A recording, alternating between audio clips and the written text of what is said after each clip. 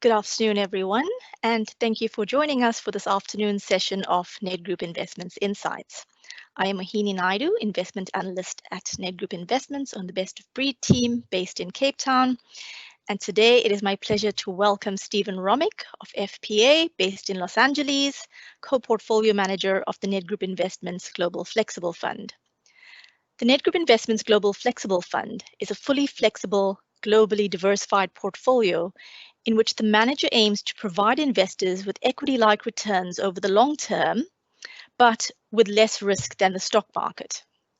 The fund is modeled on FPA's contrarian value strategy, which they have been managing for more than 2 decades since 1993.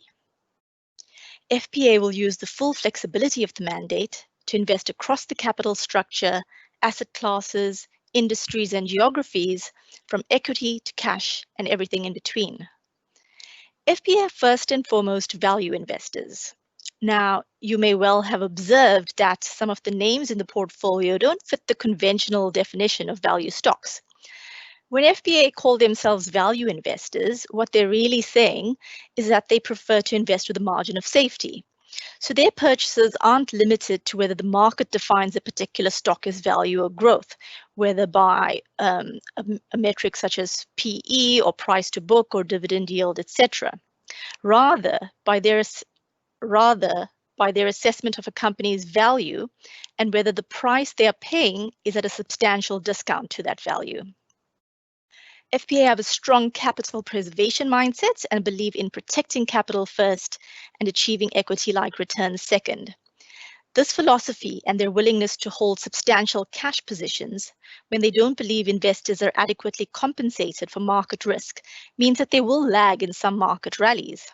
However, it is this ability to preserve investors' gains well in difficult environments that has resulted in the fund's long-term success. It is a strategy that has held investors in good stead over multiple decades, and we believe will continue to reward patient investors in pursuit of long-term outperformance. At this point, I'm going to hand over to Stephen Romick. As we go through the presentation, please feel free to submit any questions you may have in the Q&A chat portal on the right-hand side of your screen. I will then pose as many of these as possible to Steve during the Q&A session after his presentation. Steve, welcome, and over to you.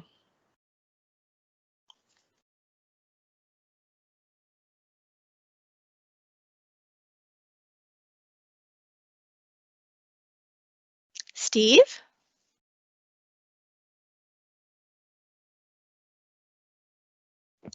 Sorry, everyone. We seem to be having a technical issue with getting Steve on the line. If you'll just give us one moment to try and sort it out.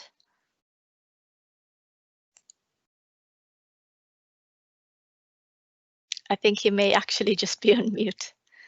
Steve, I think you may be on mute. Could you maybe just click the unmute button?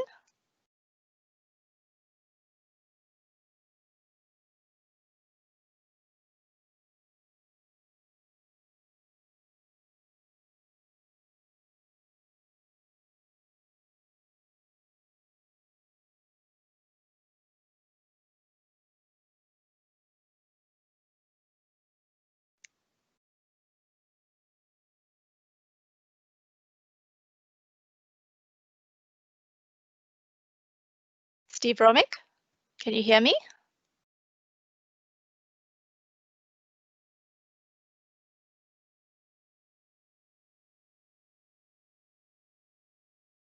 Apologies to all our listeners.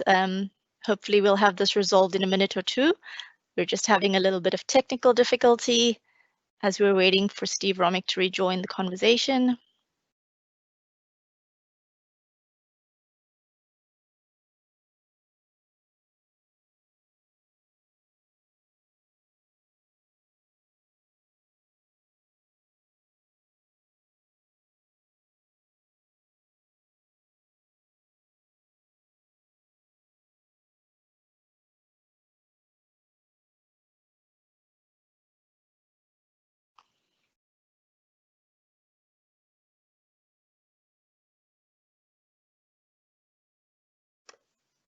Okay, we've just heard that Steve was unfortunately disconnected, but he is trying to dial back in.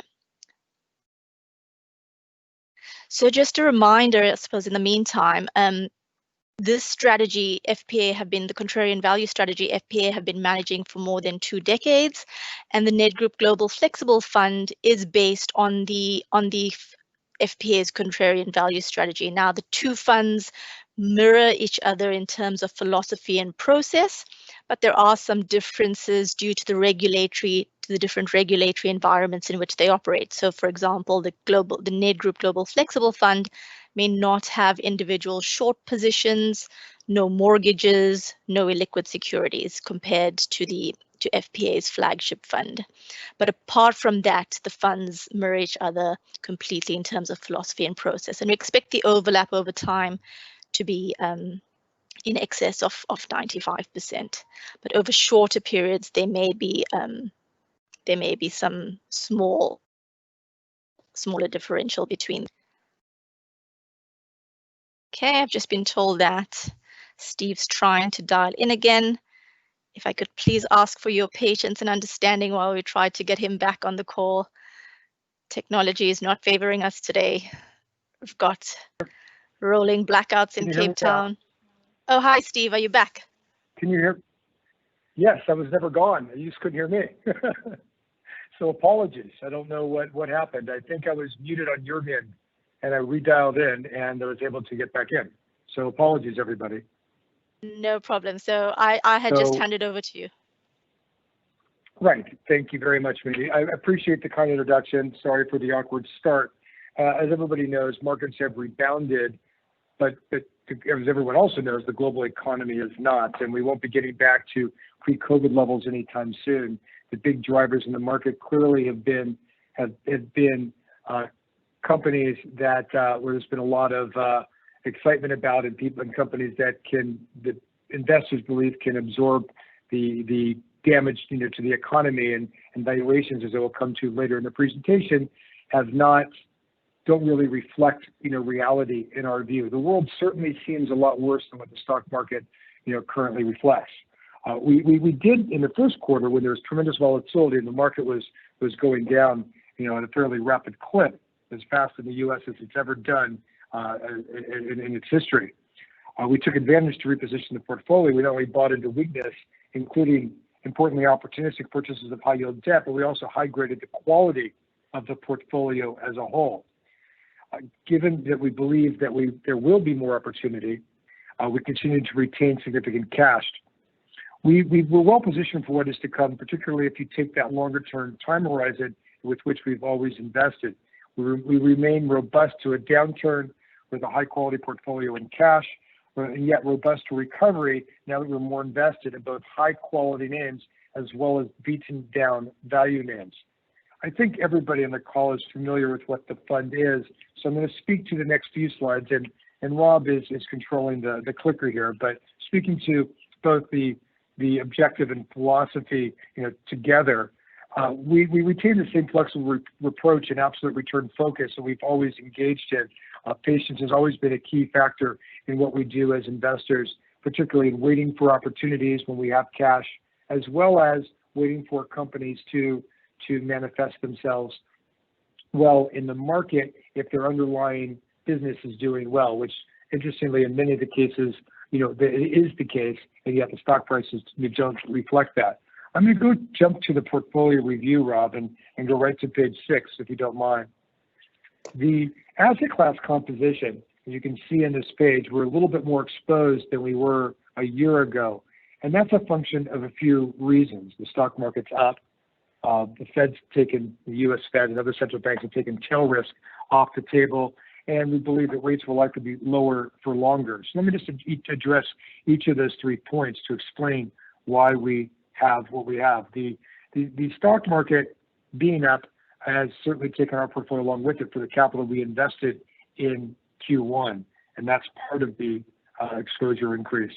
The Fed having taken tail risk off the table and other central banks by stepping up and buying securities has created a tremendous support level for the market. It doesn't mean the market can't go down, but they're going to central banks will continue, we believe, to throw money into economies through the repurchase of debt in some countries, purchasing of equities in other countries, as well as purchases of treasuries and their own sovereign debt in other countries as well. And we've seen that happen around the world. In Japan, buying stocks; in Europe, in the ECB buying corporate bonds, and in the U.S. now buying corporate bonds, not buying equities, but certainly buying treasuries hand over fist.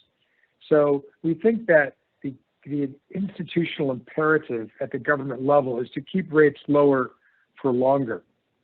And what that means is that we don't know how this plays out and what will happen to rates in the future or inflation. The Fed and central banks are continuing to do their best to drive economies forward or keep them from slipping into the abyss, certainly with both monetary and fiscal policy and tremendous manipulation that's occurring in the midst. And what that means is nobody really knows what the outcome will be, but there is real risk of tremendous inflationary pressures, at least in risk assets. I don't mean necessarily global inflation in goods and services, but what you pay for an asset could be worth more in the future than it is today for no other reason that rates are so low. So you think of rates as, and what it means to present value a stream of cash flows. That cash flow turns into an equity value, and that equity value is worth more the lower the discount rate. Now, that's what we believe is happening, in the world today, and it explains why our exposures are what they are. That also means that we do expect there will be some additional volatility because of that. The alternative in investing in bonds, particularly conservative, higher grade bonds, is not something that makes sense to us. Hasn't for some time, and the only reason why the U.S. high yield market is where it is because of this, government backstop. But there will be a tremendous number of bankruptcies and restructuring opportunities in which we can get involved as this continues to unfold, and we're still in the early innings of it, although the stock market might suggest otherwise. If you look at the next slide, look at the equity and revenue composition. In just the last few years, the fund's international exposure has gone from roughly 20% to 37% where it is today. It's largely been dictated by lower valuation that we find in international markets. And I'm going to circle back to that with some charts in a bit. Portfolio activity during the quarter, as I said, we were very active in Q1 amidst the volatility. Most of the purchases on this slide in Q2, we weren't as active, are corporate restructurings, are corporate actions. There are new issues that have come from restructurings and spin-offs. The only new purchases in the quarter were really a couple of high yield bonds. And we saw, and again, this shows the breadth that we have, and we were hoping for a lot more of this. The high yield market stayed down for really at levels that we began to find certain businesses loans attractive just for a couple of weeks.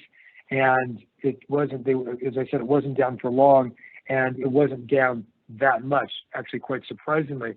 But we were able to purchase two issues, both in the cruise ship industry, one in Carnival Cruises and the second Royal Caribbean Cruises. In our aversion to losing money, having permanent impairments of capital, we underwrote Carnival Cruises last year, and we didn't get a comfort level with trying to, get comfortable in buying the equity of the business. We didn't think the business was as good as we otherwise would have hoped or other investors might believe. The returns on capital weren't so good if you really look on a real look-through basis, into the business with the massive capital investment in these boats and what it takes to replace them, et cetera. But not a horrible business. It's an okay business. But in buying the debt, we bought, for the first time, these companies issued senior secured loans, not just corporate notes, but senior secured loans with first liens on the ships themselves. So the decision we had to make was not whether the cruise industry is a good industry, but whether or not the cruise industry is going to exist in the future. If it existed in some form, and even a half or a third of these number of boats were to be used, in the future, then these loans are going to be very well collateralized.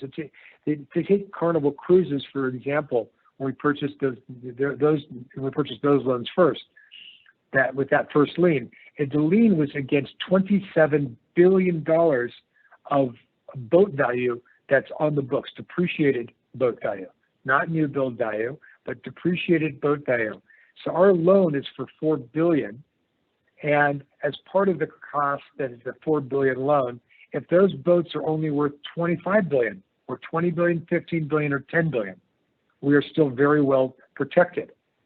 And so this company, even if there were to be a restructuring, the junior debt holders, the senior debt holders who are below us, who don't have a secured first lien, would not let us take the keys to the boats. They would restructure and emerge as a different balance sheet, and we would be paid off because they don't want to give us the control. Both of those notes, the Carnival Cruise secured loans and the Royal Caribbean, were purchased at about a 12% yield to maturity. So we're hopeful that we'll find more of those types of opportunities as we move forward. The fund, if you turn to the return section, we started with Nedgroup. We think about our returns over full market cycles, and we've actually beaten the MSCI World over the full market cycle in our flagship strategy, which this is reflective of. In a full market cycle, you get the puts and takes and the movement within growth and value and different sectors and asset classes. You kind of get it all. And we've performed well over the course of this full market cycle. When we started this fund, this account in 2013, the value portion had done well up to that point in time. It's obviously has not done well at the last number of years. Value has clearly been out of favor. Value's underperformance and corporate bond yields trending to zero, though, we don't believe are repeatable events over the next 10 years. The growth versus value disparity would have to widen from its near historic spreads, and corporate bond yields would have to fall by another few percent. And in the U.S., certainly go solidly into negative category and remain there. And that we think is unlikely in our view. If you believe otherwise, if you think that that yields will go down to be negative instead of for extended period, and growth is going to dwarf value for the next 10 years as it has the last, then our portfolio would not be the best positioned portfolio for that circumstance as value investors. But as we think of full market cycles and we think about the 6 major trends that have existed over the last decade, trends that have been headwinds for the manner in which we invest, which we believe will turn into tailwinds in the future. The 6 trends are, well, the 5 major, I'll stick with 5 trends. One is growth versus value, as I just said. It's also quality versus low vol. I have some charts that we speak to some of these as we go through this. Third is foreign stocks have certainly underperformed U.S. stocks. High yield bonds have offered, paltry opportunity, and cash has used to have a higher yield in the past than it currently has today. And the investment grade portion is a trend for a lot of, as you look at one of the performance indicators, for this fund is the investment grade component. And with that decline in interest rates, that has been a major tailwind for that indicator, and that's added a couple of points, to that return, of that indicator. If you look at the performance contribution in the fund, we've had, and you can see the mix as Mahini was describing at the beginning. We are value investors. Value to us is investing with a margin of safety, and that is to understand what that business value is, not just the asset value. And we are not enamored with the idea of businesses being valued at levels that we think are somewhat unfathomable, to just begin to discount the future in such a way that they feel it's assured. And Tesla would be a perfect example in today's environment for a business that is valued at 5 times where say a Volkswagen's valued, and yet only has as a percent of the cars sold in the world, just 4% of those cars today. And Volkswagen owns Porsche, And Volkswagen owns Audi as well as Volkswagen and other brands and tremendous truck brands in MAN and Scania and well.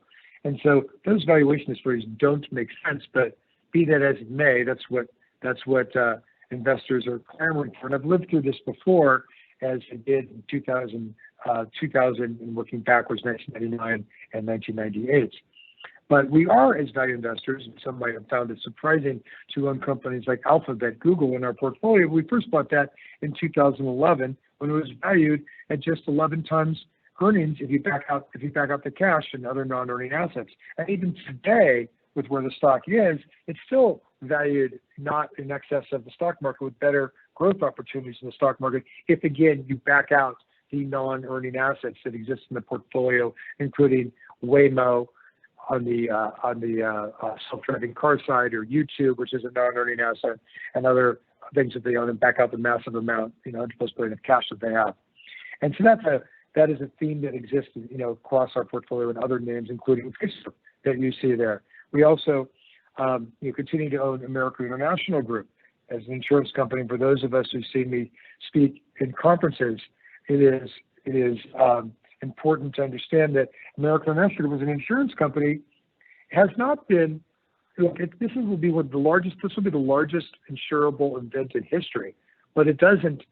It basically will cause a company like AIG to lose a year's worth of earnings. It doesn't change the business so horribly dramatically. Their investment portfolio has some exposure to it, which depends how this unfolds. There'll be some reassessing there and markdowns, which will be damaging over the shorter term only.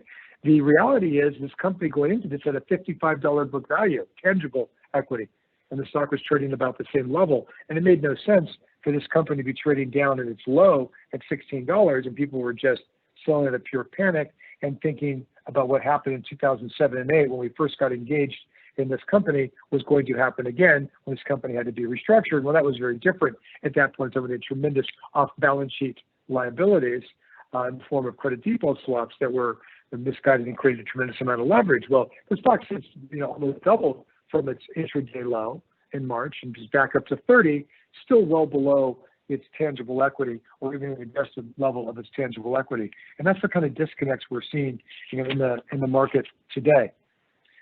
Going to market commentary for just a moment, and Rob, if you turn flipping the script to page 12, you can see our equity exposure moves inversely to the market. When the market's going up, we tend to be sellers, and we tend to find more opportunities when the market's going down. And we lean in and buy when we do see that kind of weakness. Value, flipping to the next page, appears relatively inexpensive given gross outperformance. And our portfolio lands in the value part of the style box, and thus we should benefit if value rebounds. This is interesting. If you look at this page, quite closely, you can see this is about as cheap as it's gotten, in the past when you can compare growth versus value, and you can see it peaking slightly above that, at a point in time, back in March of 2000. But that's about it, over the course of time. So this is about as wide as this has gotten, and why we feel fairly sanguine about what the future will bring. Quality and low volatility indices, flipping to the next page, have also outperformed for much of the last decade. So the relative valuation of low volume stocks versus the broad market has reached an all-time high. So the prior page really showed about value versus growth. This just shows, people trying to hide, in what they perceive as being the highest quality businesses, and the lower volatility businesses are believed to be by many to be higher quality. Well, we're not a believer that lower vol means higher quality. And there's a lot of businesses that will exhibit volatility in their earnings stream, but are growing businesses that are good businesses to own over a full market cycle if one has the wherewithal to psychologically to own these through those cycles. Otherwise, you're forced into owning businesses like, say, for example, the Procter & Gamble. Procter & Gamble, a U.S. branded manufacturer of a host of different household items, including Tide detergent, is viewed as a bastion and a quality business, and something that offers tremendous protection and support. However, it's important to note that this company over the last 8 years has only grown their earnings at about 1%.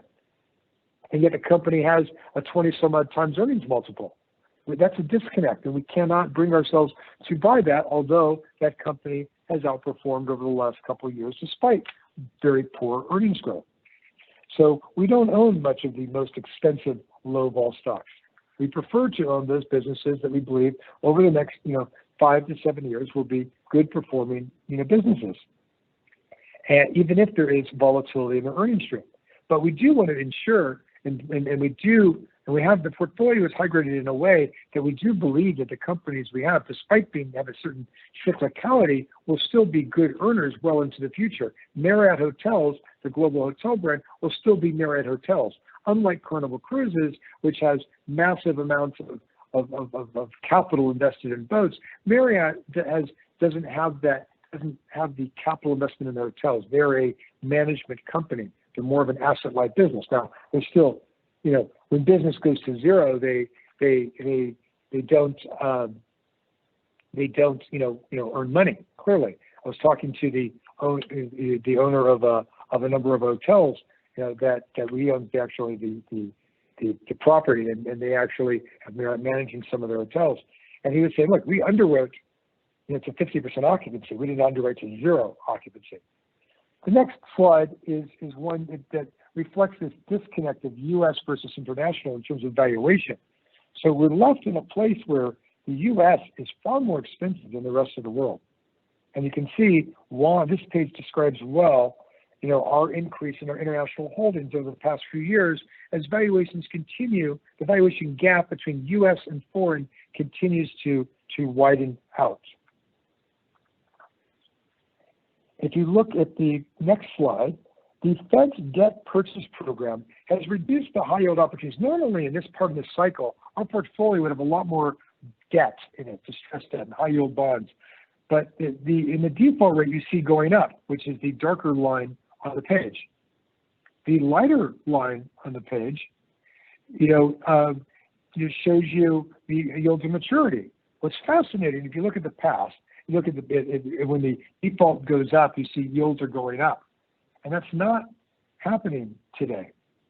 And that explains why we've been focused on the high yield bonds that we spend our time on. We've been focused on the new issue market, and yet the secondary market's been broadly unattractive. This current yield does not account for the expected defaults and recoveries of unsecured high yield bonds, and defaults clearly have started to pick up. But this gets perverted by the involvement of central banks. And a perfect example of this explains the challenges in investing in stocks and bonds today can be seen in the EU. The ECB has purchases corporate bonds, and they buy, as long as it fits a certain category and it sort of have certain characteristics, they will be buyers of those bonds, including new issues. So Bernard Arnault, one of the richest men in the world, and the controller and largest holder of Louis Vuitton Moet Hennessy, LVMH holdings, bought Tiffany, a U.S. brand, a luxury brand, and paid $16 billion. And he was going to borrow $9 billion, ended up borrowing $10 billion instead because the rates were so good. And his average yield on this was something between 50, 60 basis points. And so well under 1% to go and borrow. And the ECB stepped up and bought some of this debt. And they actually issued bonds with a negative yield.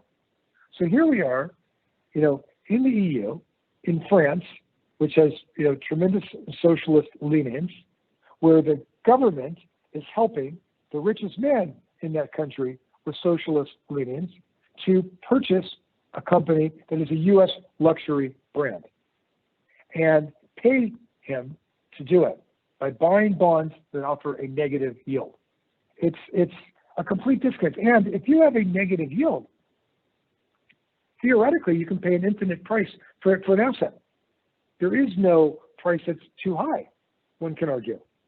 And so we sit in a world today where that is we sit in a world today where that is the norm, but it won't always be the norm. That is unsustainable. How long it goes on is anybody's guess. With the economic cycles have been perverted by government involvement, which has allowed this market to be supported and extended in a way that heretofore has never been seen in the history of public markets. And so as a result, in order to make this happen, if you turn to one last page, this just shows U.S. debt to GDP. We're not in a war. We've had a relatively good economy. And even before this point in time, but pre-COVID, our debt was at a high not seen since World War II. And now we're going to exceed it as a result of COVID. So we are living in a point in time where this is unprecedented actions have been taken leading up to this, and they've been magnified since. And it's leaving us in a very tenuous place, which explains why we continue to retain the cash that we have, in the portfolio. So that's the end of my prepared remarks. And we're going to turn it back to, I think, you, Rob, for Q&A, or is it Mohini?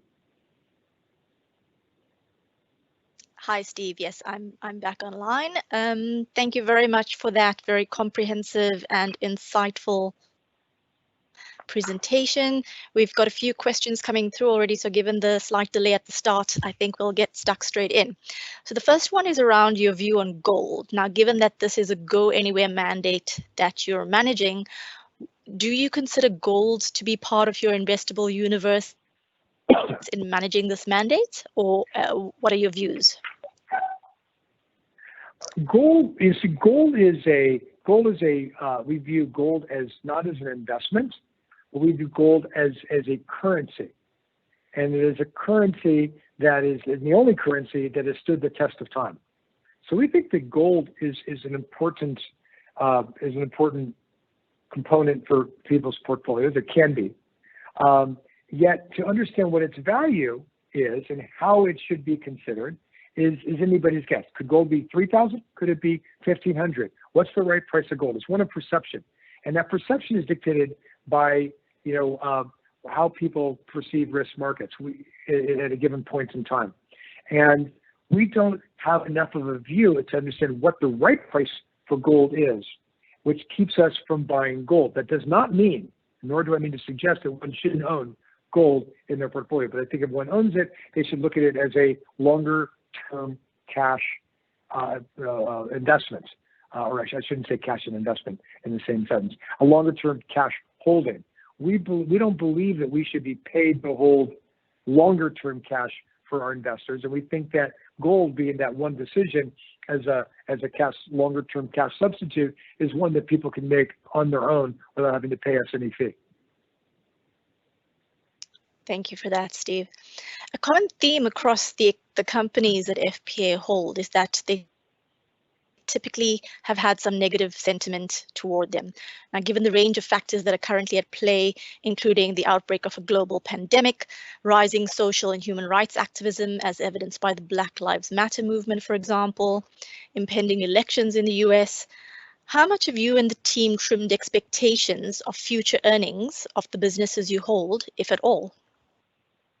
And are there any examples you could give us? We've trimmed our expectations on every company, virtually, not every, almost every company that we hold. And what was surprising to us is that the stock market doesn't seem to have done the same. So if you look at where the U.S. markets are, just down a couple, just down 1% or so, a couple percent, and the U.S. markets are clearly worse off than being down a couple percent. And the economy is down a lot more than that. The economies aren't going to be coming. Companies aren't going to be coming out of this deep recession anytime soon. So we've trimmed our expectations for numerous companies. Now those expectations are trimmed, over the next year and two. Believing that this is not going to be just a V-shaped recovery. It might be a V at the bottom of this economic recovery to a point that it will peter out, in our belief, because there's just too much pressure in the system from debt and other things that still have to be unwound for us to get to hold the belief that this is back to the races, when we're done. But in our portfolio, if you look at the businesses, some businesses, are better than others, but in most every company we've had revised downward. Now, companies like Comcast and Charter, have in the cable side of their businesses, Charter's been actually revised up over the short term because of they're the pipe into the home for streaming. So Charter is Charter and Comcast are the two largest cable companies in the United States, bringing the pipe right into the homes, so you don't get your Netflix without the broadband that's brought into the home. So we love them for the reasons of broadband, and so we've not only not trimmed expectations, we've raised expectations, for those companies because the adoption of broadband in the U.S. has accelerated as a result of COVID and the need for stay at home and schooling, et cetera, where you need more bandwidth in the home. So that is something that actually on the plus side, we've actually taken up. But that's not been the case for the bulk of our portfolio. Even companies like Google are going to be impacted with their app, and Facebook with their tremendous advertising business. Now, advertising in the U.S. is expected to be down about, the current estimates are around, I'm rounding off now, call it down 14% for 2020. Google's still going to be down 4%. They're not bucking the trend. They're bucking they're exceeding the average, but they're still going to get hurt. Just, direction they're down. So that gets revised, downwards, as well. With the banks, that we own in the portfolio, we were set up. Our portfolio was set up quite conservatively, and we were set up for a recession, even a deep recession.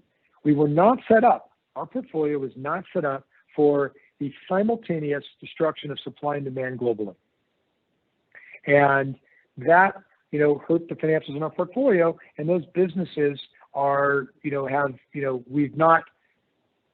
Most of the positions in the portfolio we've increased, into the downturn, our exposures, and finances were not one because we were more concerned about the more permanent impairments that could occur in those businesses as a function of the depth and breadth and length of this downturn.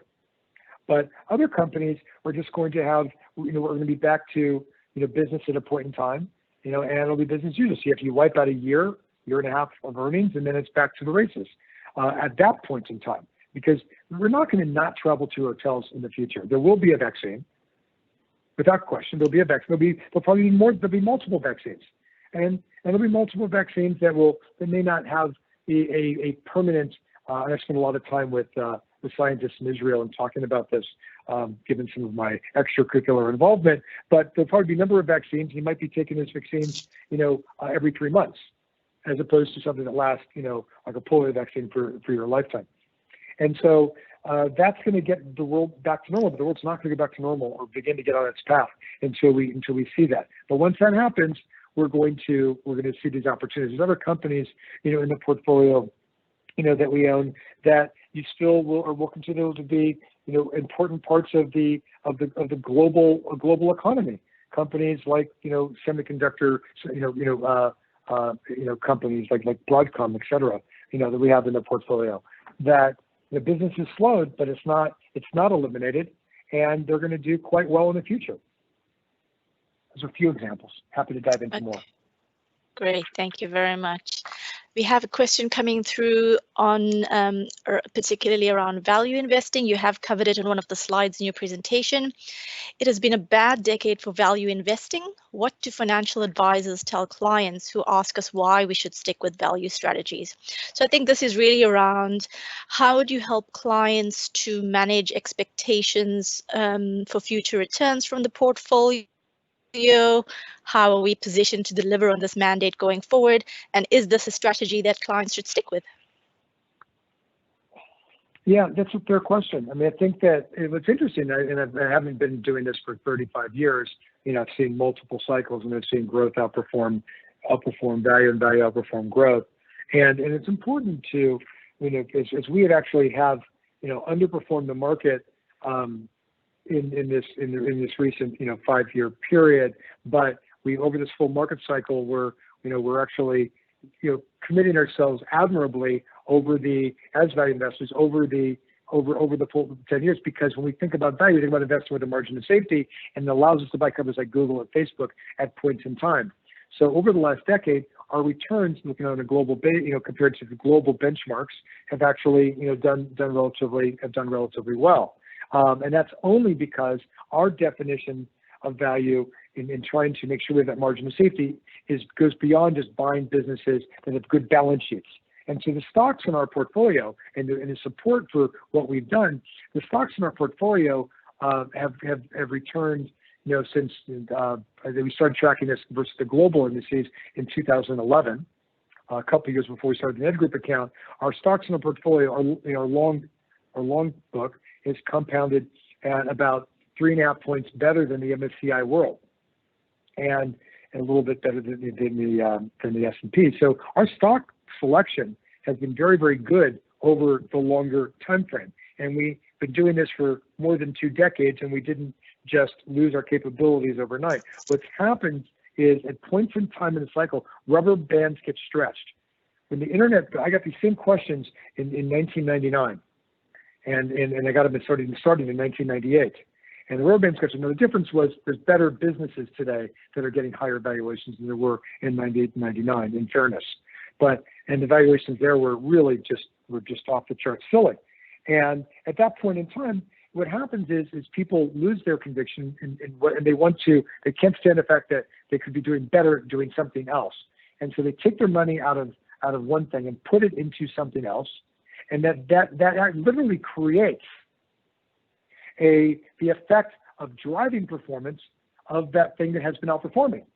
So we've seen this many different cycles with index funds in the 1980s, and the rise of index funds in the 1980s, kept pouring, money into the index funds, and they kept buying these big cap stocks and indices, and they kept outperforming. And when that trend reverses, then there's selling and lets something else, step into its place. Same with the internet bubble that we had in 98, in 99 and into 2000. People kept getting sucked in. It's not that I'm losing money over here and these other kinds of companies, it's quality businesses, but I'm not making as much as I could be making over there in these growth stocks, in these internet and tech stocks. And so let me go buy Cisco and AOL and other companies of that type, including Lam Research and other businesses, at a point in time, and Seagate Technology, and Ono's. And that obviously turned out to be, the wrong thing. But the fuel to this outperformance is not just earnings growth; it's capitulation. And so the very thing that drives, success, for a period of time for one sector, asset class, or strategy versus another, is momentum, and it can take it much. People get tired and they get burned out. So we try and think about the way we don't suggest that growth is an important part of somebody's portfolio, but we think that as we look across portfolios and for investment committees for large multi-billion-dollar endowments that I sit on, we have a complement of different investments in the portfolio. We've worked managers who are growth, we have value, we have people who do distressed, we have people who do private equity, and so we have a diverse complement of managers, recognizing that we do not want everybody to perform the same. We want some to be doing better than others at points in time, because at other points in time, they're going to do worse than others. And so that is important, to us as me, as I think about allocating capital, for others, for these endowments that I'm on, and that's the way I think about it. Does that you think answer the question, or do you want to add to the question? No, I think that's fine. Thank you very much. We're very close to running out of. I'll add one more point there too. One more point there. It also goes back to the points that I made, and also was in our last quarter letter about the 6 major points about what these trends have been and how so it's what I tried to do in this presentation and in our previous letter, as I tried to show certain things that don't make sense. I tried to show and just because it doesn't make sense doesn't mean they aren't getting a large valuation at a point in time. Also to show you what these trends have been in growth versus value, and quality versus low vol, and foreign stocks having underperformed, and high yield bonds not offering the opportunity, and as well as the trend in rates that has really benefited even the most conservative investment grade, manager. How those trends cannot continue ad infinitum. It's just not possible. Trees can't grow to the moon.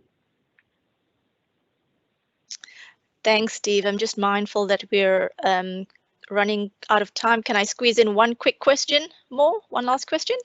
Sure. Okay. This one is about Tesla. Elon Musk appears to have quite a cult following in the US and perhaps even in global markets. The investor has posed the comment that no investment discussion is complete without discussing Tesla. Is the market crazy? Or is it Elon Musk? I want to there's a lot of, I've been spending a lot of time talking about this, and I've actually wrote it. I don't know if it's going to make it into our shareholder commentary, but I did write about it because it's such a fascinating topic. Because there's the cult of Elon Musk, and he didn't even start Tesla. Most people don't even realize that. And the business has tremendous financial, issues within that people, gloss over, including major, off-balance sheet liabilities in the form of lawsuits from their misguided, in my view, purchase of Solar City, including the fact that the company from over the last, since over the last decade has lost $6 billion plus, and still hasn't really made any money. And the only money they have made in an odd quarter here or there, I don't think is entirely real, and it's only been because when it's there has been because of subsidies for the electric subsidies from governments giving money to the company to go and sell these cars, manufacture these cars. So, and compare that to say Google, which at its peak had cumulative losses of 20 million before they turned into the cash machine that they are. The difference between a Google and a Facebook and an Apple, is it's an ecosystem that gets created around it. In some cases, in an Amazon, the winner take all. There's a flywheel effect where one thing begets something else because it's better and better and better. In the case of Tesla, the only way this valuation makes sense is that it is actually an ecosystem where it's more of a winner take all kind of business, and they're going to gain massive amounts of share, and that Porsche and Mercedes and Audi and BMW and Volkswagen and Toyota and Honda will not have good competing products in the future. So I did just last week. I did a thought experiment. I said, what if the company produces 400,000 cars today? What if over the next decade they produce 5 million cars?